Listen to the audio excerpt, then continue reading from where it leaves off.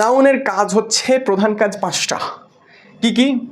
নাউনের প্রধান কাজ 5টার ভিতরে 1 নম্বর কাজটা হচ্ছে সে সাবজেক্ট হতে পারে, সে অবজেক্ট হতে পারে, সে অ্যাপোজিশন হতে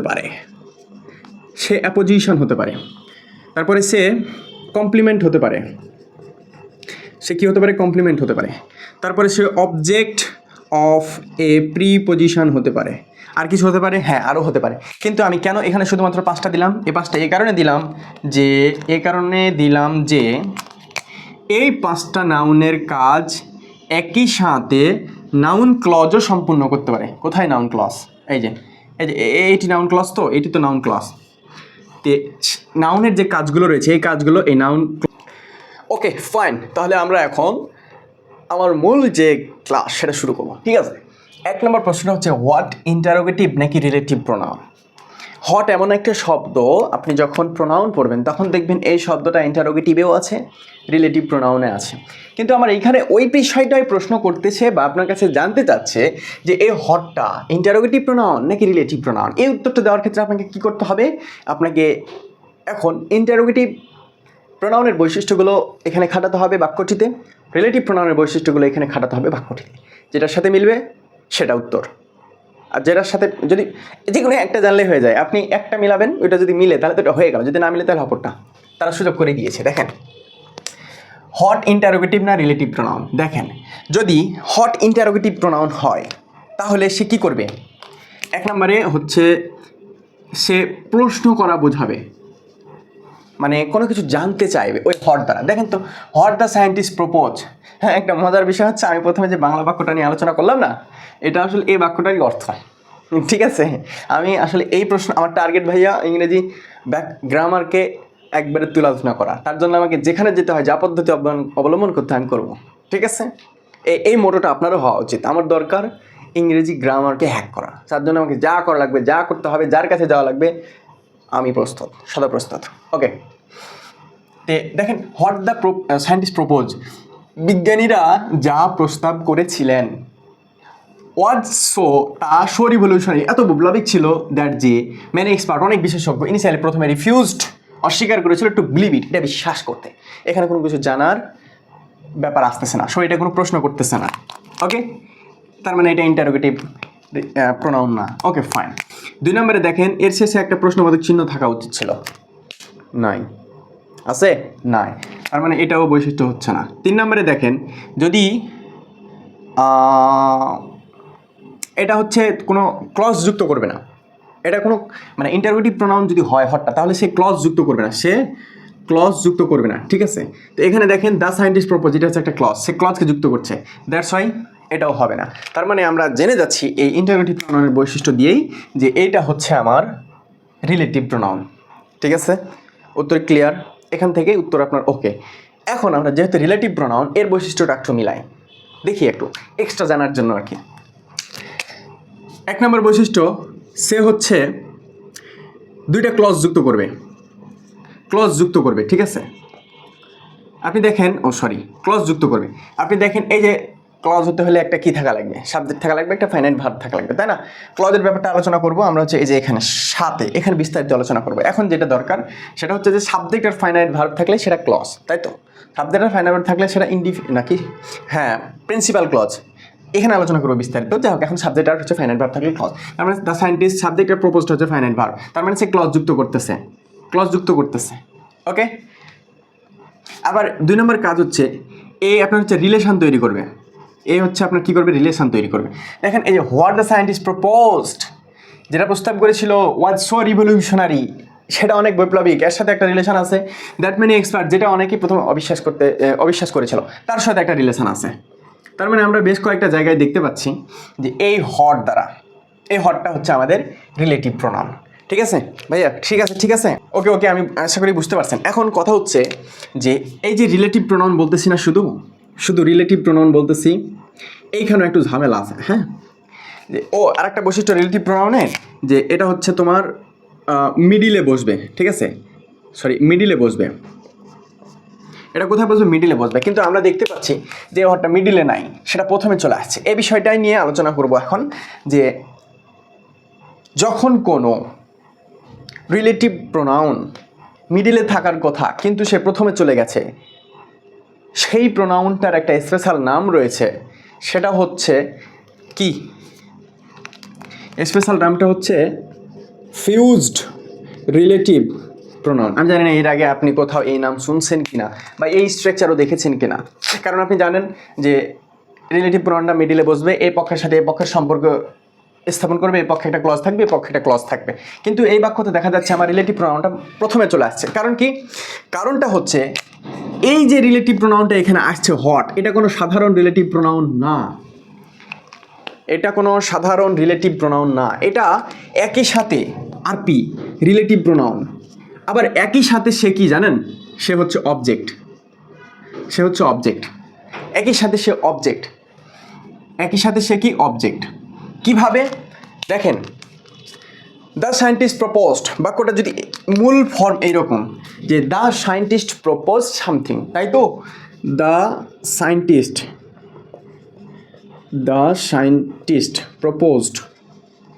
প্রপোজড সামথিং, SOMTH, এটা তো মূল বাক্য না, যে বিজ্ঞানীরা কোনো কিছু একটা কি করেছিল? প্রস্তাব করেছিল। এইখানে সামথিং না বসায়ে, সামথিংটা যদি বসায় দিতাম এখানে, তাহলে এই যে তারপরে আমি বসাই রিভলিউশন, এটা হয়তো দিতে পারতাম, কিন্তু এই যে ম্যানি এক্সপার্ট সেটাকে যে অস্বীকার করছিল, তারপরে যে ইট আছে, এই কাহিনীগুলো আর আমরা নিয়ে আসতে পারতাম না, বা এইগুলোর সাথে আমরা একটা সম্পর্ক তৈরি করতে পারতাম না। সে কারণে চালাকি করে আপনি কি করছেন? এখানে সামথিং না দিয়ে এখানে একটা হট দিছেন, হট, ঠিক আছে, হট। এখন এই হটটা তো আবার পরের অংশের সাথে সম্পর্ক তৈরি করতেছে, দ্যাটস ওয়াই এটা হচ্ছে আমার কি? Relative pronoun. একে তো সে অবজেক্ট হয়ে গেল, এখানে অবজেক্ট, আবার যেহেতু সে অন্যর সাথে সম্পর্ক তৈরি করতেছে, রিলেটিভ প্রোনাউন যদি হয় তাহলে তাকে কোথায় চলে যেতে হবে? এই দ্বৈত বৈশিষ্ট্য প্রকাশ করার সময় তাকে প্রথমে চলে আসতে হবে, ঠিক আছে? আর যখন সে প্রথমে আসবে তখন তার নামটা হয়ে যাবে স্পেশাল নাম ফিউজড রিলেটিভ প্রোনাউন। আমি জানি এটা বুঝতে আপনার কষ্ট হচ্ছে, সমস্যা নাই, কষ্ট হওয়ারই কথা, কিন্তু শুধু এতটুকুই এখন জেনে রাখেন, বিস্তারিত আমরা ফিউজ রিলেটিভ প্রোনাউন যখন পড়বো তখন আমরা কোনগুলো ফিউজ রিলেটিভ প্রোনাউন, তার বৈশিষ্ট্য, তার ক্যারেক্টার, তার ব্যবহার সব কিছু আলোচনা করবো। ওকে, এখন শুধু এতটুকু জেনে রাখেন যে যদি কোনো রিলেটিভ প্রোনাউন একই সাথে অবজেক্ট এবং একই সাথে রিলেটিভ প্রোনাউন রিলেটিভ কানেক্টর হিসাবে ব্যবহার হবে, তখন সে প্রথমে অবস্থান করবে। ক্লিয়ার? আশা করি ক্রিস্টাল ক্লিয়ার। ওকে, হট কেন ইন্টারোগেটিভ নয়, রিলেটিভ প্রোনাউন। ওকে, আশা করি ক্লিয়ার। এবারে 2 নম্বর প্রশ্নটা দেখেন যে হট ডট ডট প্রপোজ, তার মানে হচ্ছে হট দ্য সায়েন্টিস্ট প্রপোজ, এই ক্লজের ফাংশনটা কি? এক কথায় যদি আমি উত্তর দিতে যাই, এই ক্লজের ফাংশনটা হচ্ছে, এটা হচ্ছে একটা সাবজেক্ট, এটা হচ্ছে একটা নাউন, এটা হচ্ছে একটা ক্লজ, এটা হচ্ছে একটা ক্লজ, বুঝতেছেন? এটা হচ্ছে একটা ক্লজ। এক কথায় উত্তর দিতে হবে আপনাকে যে হোয়াট দ্য সায়েন্টিস্ট প্রপোজড, এই ক্লজটার ফাংশনটা কি? এটা হচ্ছে একটা সাবজেক্ট, এটা হচ্ছে একটা নাউন, এটা হচ্ছে একটা ক্লজ, মানে হচ্ছে সাবজেক্ট নাউন ক্লজ। এটা আপনি যদি বলেন তাহলে আপনার উত্তর ওকে, 100% ওকে। এখন এর ভিতরটা অ্যানালাইসিস করি, চলেন। প্রথমে দেখি যে হোয়াট দ্য সায়েন্টিস্ট প্রপোজ, এটা ক্লজ কিভাবে? আমরা ক্লজের 2টা স্ট্রাকচার জানি না, একটা জানি ডিপেন্ডেন্ট, একটা জানি ইন্ডিপেন্ডেন্ট। যেটা মেইন, ঠিক আছে, সেটার স্ট্রাকচারটা হচ্ছে একটা সাবজেক্ট থাকবে, ঠিক আছে, ফাইন, তারপরে একটা ফাইনাইট ভার্ব থাকবে। এক্সট্রা হিসাবে এখানে আপনি কমপ্লিমেন্ট নিতে পারেন, অবজেক্ট নিতে পারেন, আরও এটিসি নিতে পারেন, ঠিক আছে। এটা গেল আপনার হচ্ছে মেইন। এবার ডিপেন্ডেন্টের স্ট্রাকচারটা হবে এখানে জাস্ট একটা কানেক্টর, বসবে, বাকি স্ট্রাকচারগুলো থাকবে, ঠিক থাকবে, ফাইনাইট ভার্ব থাকবে, তারপরে হচ্ছে এখানে কমপ্লিমেন্ট বলেন, অবজেক্ট বলেন, এটসেট্রা বলেন, যা কিছু বলেন থাকবে। তো এখন আপনি আমাকে বলেন তো যে এই ক্লজটা হোয়াট দ্য সায়েন্টিস্ট প্রপোজড, এইখানে আরেকটা বিষয় এখানে আলোচনা করবো, এখানে কয়টি ক্লজ আছে? হ্যাঁ, একটা বাক্যে জয়টা ফাইনাইট ভার্ব থাকবে, জয়টা ওই যে সমাপিকা ক্রিয়া থাকবে, বললাম না, জয়টা ফাইনাইট ভার্ব থাকবে, তো একটা ক্লজ থাকবে। ফাইনাইট ভার্ব কয়টা আছে? প্রপোজ একটা ক্লজ আছে, ওয়াজ 2টা ক্লজ আছে, ম্যানি এক্সপার্ট ইনিশিয়ালি রিফিউজড 3টা ক্লজ আছে, টু বিলিভ কিন্তু নন ফাইনাইট, দ্যাটস আমরা দেখছি এখানে 3টা ক্লজ আছে, বুঝতেছেন? এগুলো ডিটেলস আলোচনা ক্লজের ক্লাস আছে। যাই হোক, দেখেন তো কোন স্ট্রাকচারের সাথে মিলতেছে। প্রথমে একটা কানেক্টর আছে, বললাম আগের প্রশ্ন বললাম এটা কি? রিলেটিভ কানেক্টর আছে হট, ওকে ফাইন। ওই সাবজেক্ট কই? এখানে সাবজেক্ট, তারপরে এখানে ফাইনাইট ভার্ব। তারপরে একটা সাবজেক্ট থাকা লাগবে। দেখেন দ্য সায়েন্টিস্ট হচ্ছে আমার সাবজেক্ট, তারপরে একটা ফাইনাইট ভার্ব প্রপোজড, এক্সটেনশন থাকলো কি না থাকলো কি। ওকে, অজ পর্যন্ত যাওয়া যাবে না, কারণ এটা যেহেতু আরেকটা ফাইনাইট ভার্ব, এখান থেকে আরেকটা ক্লজের শুরু। বুঝতেছেন ভাই? ভাই বুঝতে পারতেছেন? ক্লজের ক্লাস কিন্তু আমার দেওয়া আছে, আপনারা করতে পারেন। তার মানে আমরা দেখতেছি এটা একটা ডিপেন্ডেন্ট ক্লজ, এটা একটা হচ্ছে কি ডিপেন্ডেন্ট ক্লজ। আর এই ডিপেন্ডেন্ট ক্লজকে আবার আমরা তিনটা ক্যাটাগরিতে ভাগ করতে পারি। একটা হচ্ছে নাউন, একটা হচ্ছে অ্যাডজেক্টিভ, একটা হচ্ছে অ্যাডভার্ব। ঠিক আছে? তো এই যে নাউন ক্লজের স্ট্রাকচারটা হচ্ছে কানেক্টরের জায়গাতে আপনি দ্যাট পেতে পারেন। কি কালি ছুটে না কেন? কানেক্টরের জায়গাতে আপনি দ্যাট পেতে পারেন, কানেক্টরের জায়গাতে আপনি কি হোয়াট পেতে পারেন, কানেক্টরের জায়গাতে আপনি ইফ পেতে পারেন, কানেক্টরের জায়গাতে আপনি ওয়েদার পেতে পারেন। এগুলোর পরে আবার কি থাকবে? তাদের স্ট্রাকচার ঠিক থাকবে, মানে সাবজেক্ট থাকবে, ভার্ব থাকবে, extension, subject plus verb plus extension, subject plus verb plus extension, subject plus verb plus extension থাকবে। তো দেখেন এই স্ট্রাকচারটা আমার মিলছে। হোয়াট দ্য সায়েন্টিস্ট প্রপোজ, এটার সাথে এই স্ট্রাকচারটা মিলছে। তার মানে আমার এটা একটা ক্লজ, বুঝতে পারলাম। এটা একটা কোন ক্লজ? Noun clause. এতটুকু ক্লিয়ার? এতটুকু ক্লিয়ার? Okay fine. এরপরে হচ্ছে সাবজেক্ট নাউন ক্লজ, এই জিনিসটা আলোচনা করি। দেখেন নাউনের কাজ হচ্ছে, প্রধান কাজ 5টা। কি নাউনের প্রধান কাজ 5টার ভিতরে 1 নম্বর কাজটা হচ্ছে সে সাবজেক্ট হতে পারে, সে অবজেক্ট হতে পারে, সে অ্যাপোজিশন হতে পারে, তারপরে সে কমপ্লিমেন্ট হতে পারে, সে কী হতে পারে? কমপ্লিমেন্ট হতে পারে। তারপরে সে অবজেক্ট অফ এ প্রিপজিশন হতে পারে। আর কিছু হতে পারে? হ্যাঁ, আরও হতে পারে। কিন্তু আমি কেন এখানে শুধুমাত্র 5টা দিলাম? এই 5টা এই কারণে দিলাম যে এই 5টা নাউনের কাজ একই সাথে নাউন ক্লজও সম্পূর্ণ করতে পারে। কোথায় নাউন ক্লজ? এই যে এইটি নাউন ক্লজ, তো এটি তো নাউন ক্লজ। তে নাউনের যে কাজগুলো রয়েছে এই কাজগুলো এই নাউন ক্লজও করতে পারে। মানে নাউন ক্লজটা যে জায়গাগুলোতে বসতে পারবে সেটা হচ্ছে এই জায়গা। সাবজেক্টের জায়গাতে বসতে পারবে, অবজেক্টের জায়গাতে বসতে পারবে, অ্যাপোজিশনের জায়গাতে বসতে পারবে, কমপ্লিমেন্টের জায়গাতে বসতে পারবে, অবজেক্ট অফ এ প্রিপজিশনের জায়গাতে বসতে পারবে। দেখেন তো এটা কি সাবজেক্টের জায়গাতে বসেছে? অবভিয়াসলি সাবজেক্টের জায়গাতে বসেছে। দ্যাটস ওয়াই আমরা খুব সহজেই বলতে পারছি এটা একটা সাবজেক্ট। তার মানে এই যে হোয়াট দ্য সায়েন্টিস্ট প্রপোজড ক্লজের ফাংশনটা হচ্ছে সাবজেক্ট নাউন ক্লজ। আমি 3টাই বুঝালাম, ঠিক আছে? আমি জানি না এইভাবে আপনাদের আর কেউ বুঝাই কিনা। তবে এই যে জিনিসগুলো আলোচনা করছি, তো এগুলো প্রত্যেকটা নিয়ে আলোচনা হবে। হ্যাঁ, জাস্ট আপনাদের আগ্রহ আর কোশ্চিনের উপর নির্ভর করবে, ঠিক আছে? কোশ্চিনের উপর নির্ভর করবে। আর আমারও টাইমের একটু ইদানিং এত বেশি ব্যস্ত সময় পার হচ্ছে, সময় পাওয়া যাচ্ছে না কখন ভিডিও বানাবো, ঠিক আছে? তারপর আপনারা প্রশ্ন করবেন, আমি চেষ্টা করবো আমার জায়গা থেকে। 3 নম্বর প্রশ্নটা দেখেন যে ওয়াজ সিঙ্গুলার কেন? ওয়াও, খুবই গুরুত্বপূর্ণ কোশ্চেন। ওয়াজ সিঙ্গুলার কেন? 1 নম্বর আমরা যদি ব্যাখ্যা দিই উত্তরের, 1 নম্বর উত্তরটা কী হবে জানেন? যে 1 নম্বর মানে ওয়াজটা যে সিঙ্গুলার নাউন, তার আমি উত্তর লিখতেছি। তো প্রথমে যে জিনিসটা লিখবো সেটা হচ্ছে যে স্যার, আমি যখন অক্সিলারি ভার্বের নাম্বার পড়ছিলাম তখন সেখানে পড়েছিলাম যে ওয়াজটা হচ্ছে একটা সিঙ্গুলার ভার্ব। সো ওয়াজ এখানে সেই অভিজ্ঞতার আলোকে সিঙ্গুলার ভার্ব। বুঝতেছেন? যদিও এটা খুবই জোকিং, তারপরে এটা একটা তো তথ্য ভাই। আপনি যদি ওইটা না পড়ে থাকেন, ওটা আপনার একটা সাহস, আপনার বেসিক যেটাকে বলে যে আপনি জানেন যে ওয়াজটা হচ্ছে সিঙ্গুলার, কিন্তু ওই নলেজ দিয়ে এখানে উত্তর দেওয়া যাবে না। এই যে সিঙ্গুলার কেন, এখন বলতে হবে যে সিঙ্গুলার কেন। আমি জানি না ওইখানে প্রশ্ন করেছিলেন কিনা, আমার মনে হয় ভিডিও আছে এটা। তো যাই হোক, 1 নম্বর প্রশ্নটা হলো যে আমার হচ্ছে ওই অতীত অভিজ্ঞতার উপর, এক্সপিরিয়েন্সের উপর উত্তর দিয়ে দিলাম আমি, ঠিক আছে? এক্সপিরিয়েন্সের উপরে আমি উত্তর দিলাম। এবার 2 নম্বরে আসেন, খুব ইম্পর্টেন্ট। 2 নম্বর লজিক উত্তরটা হচ্ছে যে যখন কোনো ক্লজ, হোয়াট এভার, যে কোনো ক্লজ, যখন কোনো ক্লজ সাবজেক্টের জায়গাতে ব্যবহার হবে তখন সে একটা সিঙ্গেল ইউনিট হিসাবে কাজ করবে। বুঝতেছেন ব্যাপারটা? ভালো করে দেখেন, সাবজেক্ট ভার্ব এগ্রিমেন্টে পড়বেন যে যখন কোনো ক্লজ সাবজেক্টের জায়গাতে বসবে তখন সে একটা single unit, single idea, single plan, single solution, এইগুলো ব্যবহার এইগুলো সে হচ্ছে কী করবে? প্রকাশ করবে। তার মানে আমার এই যে হট ডট ডট প্রপোজড, তাই তো? হট ডট ডট প্রপোজড, এটা পুরোটাই কাউন্ট হবে আমার কী হিসাবে? সিঙ্গুলার হিসাবে। পুরোটাই কাউন্ট হবে আমার কী হিসাবে? সিঙ্গুলার হিসাবে। আর সাবজেক্ট যদি সিঙ্গুলার হয় তাহলে ভার্বটা যে সিঙ্গুলার হবে, এটা কি আপনাকে কোনো সায়েন্টিস্ট এসে বুঝিয়ে দিয়ে যাবে বা বুঝিয়ে দেওয়া লাগবে? মোটেও না।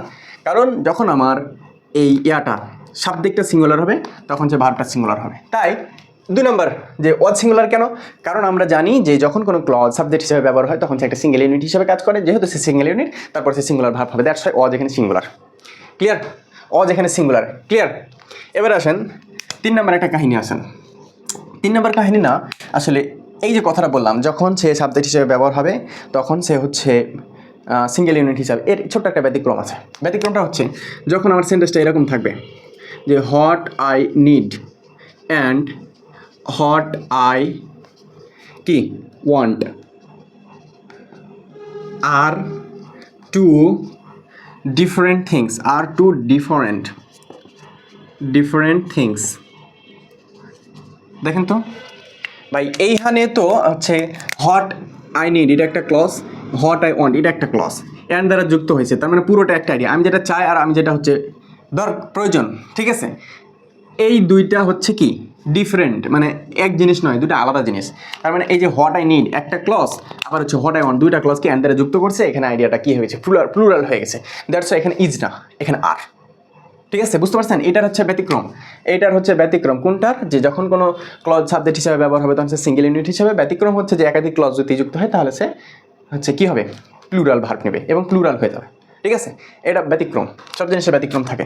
এবার 4 নম্বরে আর একটা জিনিস আমি আলোচনা করব, সেটা হচ্ছে যে এই যে ক্লজটা, এই ক্লজটা এটা সিঙ্গুলার নাকি প্লুরাল এটা বোঝার আরেকটা টেকনিক আছে। যে এই যে হট যে আপনার এখানে বসিয়েছেন, এই হটের পরিবর্তে আপনি সুন্দর করে একটা ইট বসাবেন। যদি ইট বসায় বাক্যটা সম্পূর্ণ হয় তাহলে সেটা কি সিঙ্গুলার। দেখেন আমার বাক্যটা হচ্ছে যে what the scientist propose was revolutionary, ঠিক আছে না?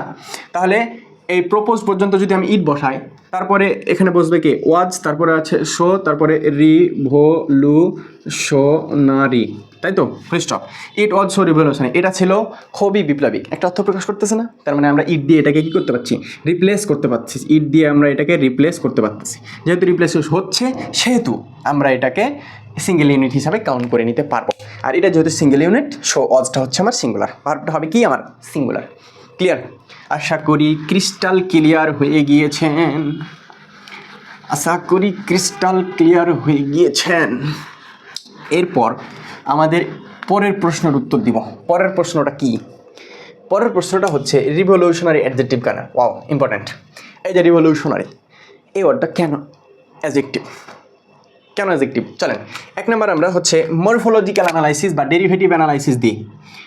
ডেরিভেটিভস অ্যানালাইসিস, ডেরিভেটিভ অ্যাসপেক্ট থেকে উত্তর দিই। আমাদের প্রথম শব্দ হচ্ছে রিভলিউশন। প্রথম শব্দটা হচ্ছে কি?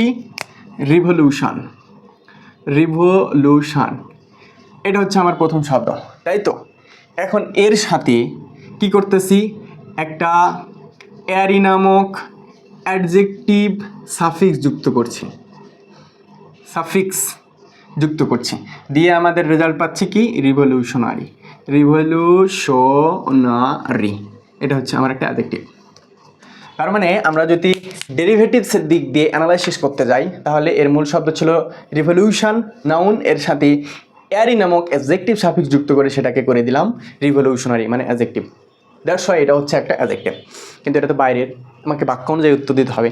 কিন্তু তারপর এটা জানা থাকা উচিত। এই যে ভাই ডেরিভেটিভস হিউজ টপিকস, যদি বুঝতে হয় এইগুলো যেমন ইজিলি বুঝতে পারতেছেন, সেরকম ডেরিভেটিভস যদি বুঝতে হয় তাহলে কি করতে হবে? জাস্ট আমাকে বলতে হবে। ওকে, মুখ ফুটে নিজের অধিকারটা চেয়ে নিতে হবে। ওকে ফাইন, ডেরিভেটিভসের দিক দিয়ে উত্তর হলো।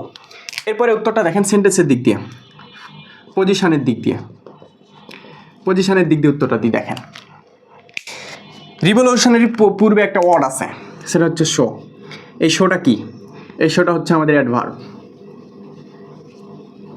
অ্যাডভার্ব যদি কোনো জায়গায় থাকে, মানে মিডিলে বা প্রথমে থাকে, তাহলে তারপরে চোখ বন্ধ করে যে ওয়ার্ডগুলো আসতে পারে, আর একটা অ্যাডভার্ব আসতে পারে, অথবা একটা অ্যাডজেক্টিভ আসতে পারে, অথবা ভার্ব আসতে পারে। কারণ কি জানেন? কারণ হচ্ছে এই অ্যাডভার্ব এমন একটা ওয়ার্ড যার কাজই হচ্ছে অ্যাডভার্ব অ্যাডজেক্টিভ ভার্বকে মডিফাই করা। পার্টস অফ স্পিচের দিক দিয়ে অ্যাডভার্ব কাকে কাকে মডিফাই করে এটা আমি এর আগের লেকচারগুলোতে দেখেছি, যারা দেখছেন তারা হয়তো জানেন। আরও অনেক কিছুকে মডিফাই করতে পারে, কিন্তু পার্টস অফ স্পিচ ওয়ার্ডের দিক দিয়ে 3টাকে আরও করে। নাউন প্রোনাউনের ঝামেলা আছে, ওগুলো যারা ক্লাস করবেন তারা বুঝতে পারবেন। তাহলে শো এর পরে দেখতেছি আমরা এখানে কি বসতে পারে, অ্যাডভার্ব, অ্যাডজেক্টিভ, ভার্ব। তাই আপনার কমন সেন্স দিয়ে বলেন এটা কোনো অ্যাঙ্গেলে ভার্ব হতে পারে? নাই। এটা কোনো অ্যাঙ্গেলে অ্যাডভার্ব হতে পারে না। তাহলে এটা কি? অবভিয়াসলি এটা হচ্ছে একটা অ্যাডজেক্টিভ। অবভিয়াসলি এটা হচ্ছে একটা অ্যাডজেক্টিভ। দুইটা ক্যাটাগরির উত্তর শেষ, দুইটা ক্যাটাগরির উত্তর শেষ। ওকে ওকে ফাইন, আমরা এখন পজিশন 2 নিয়ে আলোচনা করব। হ্যাঁ, এটা খুবই ইম্পর্টেন্ট। পজিশন 2 নিয়ে আলোচনা করব, এটা হচ্ছে খুবই ইম্পর্টেন্ট। এটা একটু আমরা উপরে লিখব, এটা আমাদের একটু উপরে লিখতে হবে। ওকে, পজিশন 2টা মানে এই যে রিভলিউশনারি, এই রিভলিউশনারি কোন জায়গায় অবস্থান করতেছে দেখেন। প্রথমে এই সেন্টেন্সটার দিকে দেখেন, প্রথমে একটা সাবজেক্ট আছে, তাই তো? সাবজেক্ট আছে, তারপরে একটা লিঙ্কিং ভার্ব আছে, তারপরে একটা লিঙ্কিং ভার্ব আছে, তাই না? আছে। তারপরে যে জিনিসটা, যদি লিঙ্কিং ভার্ব থাকে তারপরে যে জিনিসটা থাকবে সেটা হচ্ছে সাবজেক্ট কমপ্লিমেন্ট। সাবজেক্ট কমপ্লিমেন্ট খুবই ইম্পর্টেন্ট একটা স্ট্রাকচার, বুঝতেছেন? মানে প্রথমে একটা সাবজেক্ট থাকবে, তারপর একটা লিঙ্কিং ভার্ব থাকবে, তারপর একটা সাবজেক্ট কমপ্লিমেন্ট থাকবে। দেখেন, হোয়াট দ্য সায়েন্টিস্ট প্রপোজ, এটা হচ্ছে একটা সাবজেক্ট, লিঙ্কিং ভার্বটা হচ্ছে ওয়াজ, আর সাবজেক্ট কমপ্লিমেন্টটা হচ্ছে শো রিভলিউশনারি। এখন এই যে আমরা সাবজেক্ট কমপ্লিমেন্ট পেলাম, এটা দুই ধরনের হতে পারে। একটা হতে পারে হচ্ছে noun complement. Noun complement, complement মানে বুঝছেন বিষয়টা, মানে এই সাবজেক্টের একটা পরিপূরক অর্থ দিয়েছে, সেটা নাউনের মাধ্যমে দিতে পারে, আবার সে অ্যাডজেক্টিভের মাধ্যমে দিতে পারে, অ্যাডজেক্টিভ কমপ্লিমেন্টের মাধ্যমে দিতে পারে। এখন কথা হচ্ছে এইখানে এটা কি, এই যে শো রিভলিউশনের কমপ্লিমেন্টটা কি? এটা যদি হচ্ছে নাউন কমপ্লিমেন্ট হয় তাহলে এটা নাউন, অ্যাডজেক্টিভ হওয়ার কোনো চান্স নেই। আবার যদি এটা অ্যাডজেক্টিভ জাতীয় হয়, কমপ্লিমেন্ট হয়, তাহলে সেটা অ্যাডজেক্টিভ। ঠিক আছে, দেখেন যে নাউন কমপ্লিমেন্ট কখন হবে, যখন এই কমপ্লিমেন্টটা, মানে এই কমপ্লিমেন্টটা তার পূর্ববর্তী সাবজেক্ট সম্পর্কে, মানে তার একটা হচ্ছে পরিচয়, পদবী বা হচ্ছে পদ, তাই না, বা নাম, এইগুলো প্রকাশ করবে, তখন সেটা হবে নাউন কমপ্লিমেন্ট। তখন সেটা হবে কি? Noun complement. কিন্তু এই রিভলিউশনারি দ্বারা কি ওর কোনো নাম, পদবী এগুলো বোঝাচ্ছে না। অ্যাডজেক্টিভ কমপ্লিমেন্টের ক্ষেত্রে দেখেন, আইডেন্টিটি মানে হচ্ছে গুণ, ওই যে আমরা যেটা পড়ি দোষ গুণ অবস্থা, আমরা সবাই পড়ি দোষ গুণ অবস্থা, কিন্তু দোষ গুণ অবস্থা বলতে যে কী বোঝায় এইটা আমরা কেউ জানি না। ঠিক আছে, তাহলে এই যে রিভলিউশনারি একটা গুণ বোঝাচ্ছে, কার? যে প্রস্তাবটা করেছে সেইটার, যে প্রস্তাবটা করেছে সেইটার একটা কি গুণ বোঝাচ্ছে। তার মানে এইখান থেকে আমরা দেখতে পাচ্ছি যে এইখানে যে অংশটুকু আছে সেটা হচ্ছে আমার অ্যাডজেক্টিভ কমপ্লিমেন্ট, এইখানে যে অংশটুকু আছে অ্যাডজেক্টিভ কমপ্লিমেন্ট। আর অ্যাডজেক্টিভ কমপ্লিমেন্ট হলে এই রিভলিউশনারিটা যে অ্যাডজেক্টিভ, এটা কি আর আলাদা করে বলা লাগবে ভাইয়া? চারভাবে আমরা দেখলাম যে এই রিভলিউশনারিটা হচ্ছে আমার কি অ্যাডজেক্টিভ। তার মধ্যে এই স্ট্রাকচারটা খুবই ইফেক্টিভ এবং ইম্পর্টেন্ট। ওকে, ইম্পর্টেন্ট। এবার আমরা পরের সেন্টেন্সটা দেখি। পরের প্রশ্ন যে show dot dot that structure কি? Wow, what a question. আমরা যদি এক কথায় উত্তর দিতে চাই তাহলে শো ডট ডট দ্যাট স্ট্রাকচারটা কি? এটা হচ্ছে একটা অ্যাডভার্ব, এটা হচ্ছে রেজাল্ট, এটা হচ্ছে স্ট্রাকচার, এটা হচ্ছে স্ট্রাকচার, বুঝতেছেন? আমরা যদি এক কথায় উত্তর দিতে চাই যে শো ডট ডট দ্যাট স্ট্রাকচারটা কি, তাহলে এই স্ট্রাকচারটা হচ্ছে অ্যাডভার্ব, রেজাল্ট, স্ট্রাকচার। এখন এই স্ট্রাকচারটা সম্পর্কে বিস্তারিত পড়ি। দেখেন, স্ট্রাকচারটাকে কমপ্লিট করি। আপনি এখানে শো পেয়েছেন, ডট ডট পেয়েছেন, তাই তো, প্লাস দ্যাট পেয়েছেন। ভাই এইটা হচ্ছে আপনি যখন কনজাংশন করবেন তখন আমি আপনাকে দেখাবো। এই শোটা হচ্ছে আমার কি অ্যাডভার্ব, শোটা হচ্ছে আমার অ্যাডভার্ব, আর এটা হচ্ছে আমার সাবঅর্ডিনেটিং কনজাংশন, সাবঅর্ডিনেটিং কি কনজাংশন, সাবঅর্ডিনেটিং কনজাংশন। যখন আমি আপনাকে কনজাংশন পড়াবো তখন দেখাবো যে কিছু ফিক্সড পেয়ার আছে, তার ভিতরে একটা হচ্ছে show dot dot that, show dot dot that. এই ফিক্সড পেয়ারগুলো শুধু কি মানে অ্যাডভার্ব এবং কনজাংশন হতে পারে? নো, অ্যাডভার্বের সাথে এখানে আরও অনেক কিছু যুক্ত হতে পারে, আবার এইদিকে কনজাংশনের সাথে এইদিকে অ্যাডভার্ব কি শুধু থাকতে পারে? না, আরও অনেক কিছু থাকতে পারে। ঠিক আছে, এগুলোকে বলা হয় ফিক্সড পেয়ার। ঠিক আছে, ফিক্সড পেয়ার। তো এই শো ডট ডট দ্যাটের স্ট্রাকচারটা হচ্ছে, আপনি যদি এই স্ট্রাকচারটা পান তাহলে এর মিডিলে অলওয়েজ একটা কি হবে? অ্যাডজেক্টিভ হবে, অলওয়েজ একটা অ্যাডজেক্টিভ হবে, অথবা একটা অ্যাডভার্ব হবে, অথবা একটা অ্যাডভার্ব হবে, বুঝতেছেন? মানে এই যে অ্যাডজেক্টিভ বা এই অ্যাডভার্ব সম্পর্কে এই শোটা এর মাত্রাটাকে বাড়াই তুলবে। এই কারণে এটাকে অ্যাডভার্ব অফ কি বলা হয়? ডিগ্রি বলা হয়, অ্যাডভার্ব অফ ডিগ্রি বলা হয়। মানে এই জিনিসটার মাত্রাটা বাড়িয়ে দিবে। সো রিভলিউশনারি, এতটাই বৈপ্লবিক ছিল যে, সো বিউটিফুল, এতটাই সুন্দর যে, ঠিক আছে। এবার আসেন দ্যাটের কাহিনীর ক্ষেত্রে। দ্যাটটা হচ্ছে সাবঅর্ডিনেট কনজাংশন। এই যে শো দিয়ে হচ্ছে এটার মাত্রাটা বাড়াচ্ছে, ডিগ্রি মাত্রাটা বাড়াচ্ছে। কিসের মাত্রা বাড়াচ্ছে?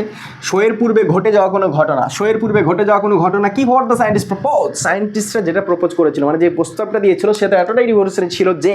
এবার এই দ্যাটের পরে কাহিনীটা কি? দ্যাটের পরে কাহিনীটা হচ্ছে যে এখানে একটা রেজাল্ট ক্লজ থাকবে। এইখানে এখন অলওয়েজ ভাইয়া এখানে একটা রেজাল্ট ক্লজ থাকবে, এখানে একটা রেজাল্ট ক্লজ থাকবে অলওয়েজ। আপনি এই স্ট্রাকচার পাবেন, দেখবেন এখানে শোয়ের পরে যে জিনিসটা আছে সেটা হয় অ্যাডজেক্টিভ অ্যাডভার্ব, পূর্ববর্তী ঘটনার মাত্রাটা বাড়াই দিছে। দ্যাটের দেখবেন, তারপর একটা রেজাল্ট দেখবেন, রেজাল্টটা হয় অ্যাফার্মেটিভ, নেগেটিভ, যা কিছু হতে পারে। হট এভার রেজাল্টটা কী আকারে আসবে? ক্লজ আকারে আসবে। ক্লজের শত্রু ফ্রেজ, ফ্রেজ আকারে না, ক্লজ আকারে আসবে, ঠিক আছে। এই তো হচ্ছে কাহিনী, এই কাহিনী। আচ্ছা, এই যে কাহিনী, হ্যাঁ, এই কাহিনীর উপর ভিত্তি করেই আমরা এই পুরো সেন্টেন্সটার অর্থটাকে তিনটা ভাগে ভাগ করে দিতে পারি। একটা হচ্ছে টপিক, বিগ একটা ভাগ। তারপরের ভাগটা হচ্ছে আমাদের ফোকাস, ফোকাস, বুঝতেছেন? তারপরের ভাগটা হচ্ছে আমাদের কনসিকুয়েন্স, তারপরের ভাগটা হচ্ছে আমাদের কনসিকিউএনসি, কনসিকুয়েন্স। তার মানে আমি যখনই শো ডট ডট রেজাল্ট দেখবো তখনই আমি এখানে জেনে যাবো যে আমাদের টপিক কোন জায়গায় আলোচনা করা আছে, ফোকাস কোন জায়গায় আলোচনা করা আছে, কনসিকুয়েন্স কোন জায়গায় আলোচনা করা আছে। তো যারা ইংরেজি গ্রামার পারে তারা কী কারণে পারে দেখতেছেন? আপনি শুধুমাত্র শো ডট ডট দ্যাট দেখে এখানে মুস্তি করে যাবেন যে অ্যাডজেক্টিভ আর অ্যাডভার্ব বসে। কিন্তু যারা একটু বস তারা দেখবে তার পূর্বের বিষয়টা সম্পর্কে এখানে মাত্রা বাড়াই, দ্যাটের পর একটা রেজাল্ট থাকে, এবং শো ডট ডট থাকলে অর্থটা তিনটা ভাগে ভাগ হয়ে যায়। একটা হচ্ছে টপিক, একটা হচ্ছে ফোকাস, একটা কনসিকুয়েন্স। যদি এই যে সিমেন্টিক ফোকাসটা কোথায়, এই যে মিডিলের অংশটাই হচ্ছে আমাদের ফোকাস দেয়। ওই যে প্রথমে বাংলা বাক্যতে দেখালাম যে খণ্ড খণ্ড বাক্য করে দিবে, আরও অনেক কথা আছে। এই শো ডট ডট স্ট্রাকচার দিয়েই আসলে পুরো সেন্টেন্সটা আমার কাছে সহজ হয়ে গেছে, বড় সেন্টেন্স আর মনে হয়নি, ঠিক আছে। আমি আশা করি এইভাবে আপনাদের কাছেও মনে হবে, আপনাদের কাছেও কি হবে, মনে হবে, আপনাদের কাছেও মনে হবে। ওকে, এখানে আর কিছু আপাতত আলোচনা করার নেই, ঠিক আছে। Show dot dot that structure, এইটা আমি আশা করি বুঝতে পারতেছেন। শোটা হচ্ছে অ্যাডভার্ব অফ ডিগ্রি, এটা হচ্ছে সাবঅর্ডিনেটিং কনজাংশন। ওকে, ক্লিয়ার। এরপর আমরা পরের প্রশ্নতে যাব, পরের প্রশ্ন কি বলতেছে যে ইনিশিয়ালি অ্যাডভার্ব কেন? ওয়াও, গুরুত্বপূর্ণ কোয়েশ্চেন। যে এই যে ইনিশিয়ালি, এটা অ্যাডভার্ব কেন? এর পূর্বে কি আছে? দ্যাট মেনি এক্সপার্টস, আর পরে কি আছে? রিফিউজড। ওকে, প্রথমে আমরা ডেরিভেটিভসের দিক দিয়ে দেখি। ডেরিভেটিভসের দিক দিয়ে আমরা প্রথমে হচ্ছে ডেরিভেটিভসের দিক দিয়ে দেখবো। হ্যাঁ, ডেরিভেটিভসের দিক দিয়ে দেখলে প্রথম অর্ডারটা ছিল আমার কি? ইনিশিয়াল। প্রথম অর্ডারটা ছিল আমার হচ্ছে ইনিশিয়াল, তাই না? ইনিশিয়ালের সাথে আমরা একটা কি করলাম? একটা হচ্ছে অ্যাডভার্ব সাফিক্স যুক্ত করে দিলাম, সরি এলয়, এটা হচ্ছে অ্যাডভার্ব কি সাফিক্স, অ্যাডভার্ব সাফিক্স আমরা কি করে দিলাম? যুক্ত করে দিলাম। এটা ছিল হচ্ছে আমার অ্যাডজেক্টিভ, তাই তো? অ্যাডজেক্টিভ দিয়ে আমরা পেয়ে গেলাম হচ্ছে ইনিশিয়ালি। ইনিশিয়ালি এটা হচ্ছে আমার কি? অ্যাডভার্ব। আমরা জানি যদি কোনো অ্যাডজেক্টিভ এর সাথে এলয় যুক্ত হয় তাহলে সেটা অ্যাডভার্ব হিসাবে কাউন্ট হয়। ওকে, একটা কমপ্লিট, ডেরিভেটিভসের দিক দিয়ে কমপ্লিট। এবারে আসেন পজিশনের দিক দিয়ে। দেখেন যে পজিশনের দিক দিয়ে ইনিশিয়ালি আছে তো, ইনিশিয়ালি রিফিউজড আছে, তাই না? ইনিশিয়ালি রিফিউজড আছে, to believe, initially believe etcetera. তে এই জিনিসটা দেখেন, এটা হচ্ছে আমার একটা ভার্ব। আর এটা কি হবে? একটু আগে বললাম যে ভার্বকে মডিফাই করার ক্ষমতা একটা মাত্র পার্টস অফ স্পিচ রয়েছে, সেটা কার? সেটা হচ্ছে অ্যাডভার্বের। এখানে ভার্বের জায়গাতে আমার অ্যাডজেক্টিভও হতে পারতো, অ্যাডজেক্টিভের জায়গাতে আমার হচ্ছে কি হতো? অ্যাডভার্বও হতে পারতো, ঠিক আছে? অ্যাডভার্বও হতে পারতো। তার মানে আমরা দেখছি যে এই অ্যাডভার্বটা ভার্বকে মডিফাই, বা এই ওয়ার্ডটা ভার্বকে মডিফাই করার কারণে তার পার্টস অফ স্পিচ কি হচ্ছে? অ্যাডভার্ব হচ্ছে, ঠিক আছে ভাইয়া? Initially refuse to believe it. Okay okay okay, পজিশনের ভিত্তি দিয়েও আমাদের হচ্ছে কি হলো? হয়ে গেল, ঠিক আছে। পজিশন টু, পজিশন টু, ঠিক আছে। পজিশন টু হচ্ছে যে এর ফ্লেক্সিবল পজিশন, ফ্লেক্সিবল পজিশন মানে এই যে দ্যাট মেনি, তারপরে ইনিশিয়ালি বসালাম তো, ইনিশিয়ালি রিফিউজড, FUSED রিফিউজড, বুঝলাম তো, ডট ডট ডট, এটাও ঠিক। আবার যদি আপনি এটাকে প্রথমে নিয়ে আসেন, ইনিশিয়ালি ইনিশিয়ালি ম্যানি, এখানে ম্যানি এক্সপার্টস, হ্যাঁ, রিফিউজড, এটাও ঠিক হতো, ঠিক আছে। আবার আপনি যদি এটাকে এভাবে লিখতেন যে ম্যানি এক্সপার্টস রিফিউজড, হ্যাঁ, initially to believe dot dot dot, এটাও হতো। তার মানে অ্যাডভার্বের একটা বিশেষ বৈশিষ্ট্য হচ্ছে ফ্লেক্সিবল পজিশন, মানে সে বাক্যের প্রথমেও বসতে পারে, মিডিলেও বসতে পারে, শেষেও বসতে পারে। এখানে আমরা দেখলাম মিডিলে বসেছে, এখানে দেখলাম আমরা প্রথমে বসেছে, এখানে দেখছি আমরা হচ্ছে শেষে বসেছে। তো ভাইয়া এই তিনটা তো বসতে পারে, কিন্তু ক্লোজড অ্যান্সার কোনটা বা ন্যাচারালটা হচ্ছে আমাদের মিডিলে। কেন? কারণ প্রবলেম সলভিং ক্লাস 1-এ আমি দেখিয়েছিলাম যে অ্যাডভার্বের মূল জায়গাটা হচ্ছে যে সাবজেক্ট, তারপরে একটা অক্সিলিয়ারি ভার্ব, তারপরে হচ্ছে একটা অ্যাডভার্ব, তারপরে হচ্ছে আমার কি মেইন ভার্ব, তারপরে হচ্ছে আমার মেইন ভার্ব। এটা হচ্ছে আমার মেইন স্ট্রাকচার। তাহলে অক্সিলিয়ারি ভার্ব আর মেইন ভার্বের আগের পজিশনটা হচ্ছে সবচেয়ে ন্যাচারাল পজিশন। ক্লিয়ার? আমি আশা করি ক্লিয়ার। আমি আশা করি এটাও আপনারা বুঝতে পারছেন। ওকে, আশা করি এটাও বুঝতে পেরেছেন। এরপরে পরের প্রশ্নটা কি আছে যে টু বিলিভ ইনফিনিটিভ কেন? Wow, 7 number, to believe infinitive কেন? খুবই গুরুত্বপূর্ণ। দেখেন, প্রথমে অ্যান্সারটা হবে খুব ইজিলি। অ্যান্সারটা কি? 1 নাম্বার অ্যান্সারটা লিখতে হবে। 1 নাম্বার যে ইনফিনিটিভ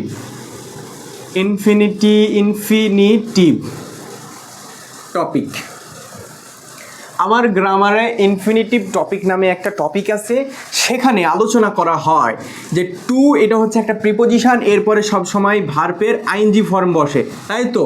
কিন্তু ব্যতিক্রম ফর্ম হচ্ছে এই টু এর পরে যদি ভার্বের 1 নাম্বার ফর্মটা বসে, তাহলে সেটা আর হচ্ছে এই ভার্ব প্রিপোজিশনের পরে ভার্ব বসলে আইএনজি যুক্ত হয়, এই নিয়মের ভিতরে থাকে না, সেটার একটা স্পেশাল নাম হয়ে যায়, সেটা হচ্ছে ইনফিনিটিভ। আমরা এই স্ট্রাকচারটা হচ্ছে জানি কোথা থেকে? ইনফিনিটিভের স্ট্রাকচার থেকে।